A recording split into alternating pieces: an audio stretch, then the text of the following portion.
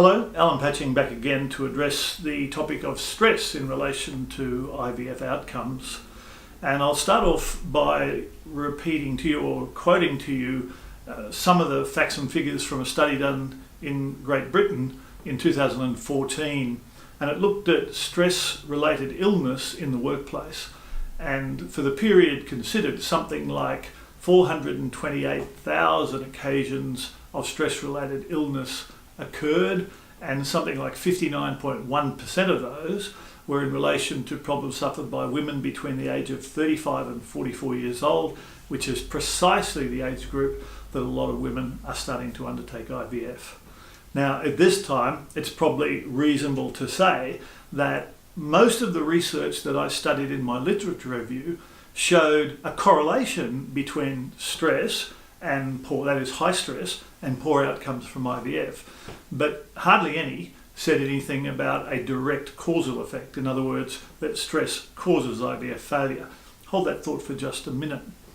Most of the study looked at stress at 3 times across the process of having IVF. There was scant, almost no research done about the stress that people bring into the IVF process, apart from the stress of worrying about IVF and not being able to have a baby.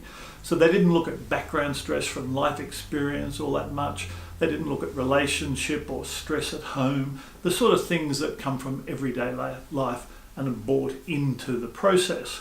And the general conclusion was that there was no sign that people, this is of the literature review of the researchers to that time, there was no real hard evidence that stress caused any psychological imbalance that could lead to a failure of IVF.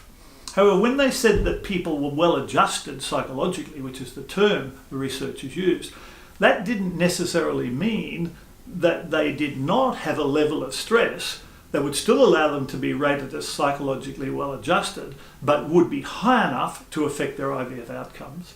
So therefore I decided to charge on with my research. And I looked at a 5-stage stress program, which we'll look at in the next little video. But I felt really vindicated about taking that approach in 2014 when an American researcher called Lynch and his colleagues came up with a study based on saliva testing. Most of the research to that date had been done on opinion or subjective information, responses to study questions, etc., all of which is a valid way of doing things. But it's a much better approach to take saliva and to test the chemicals, the stress hormones in that saliva.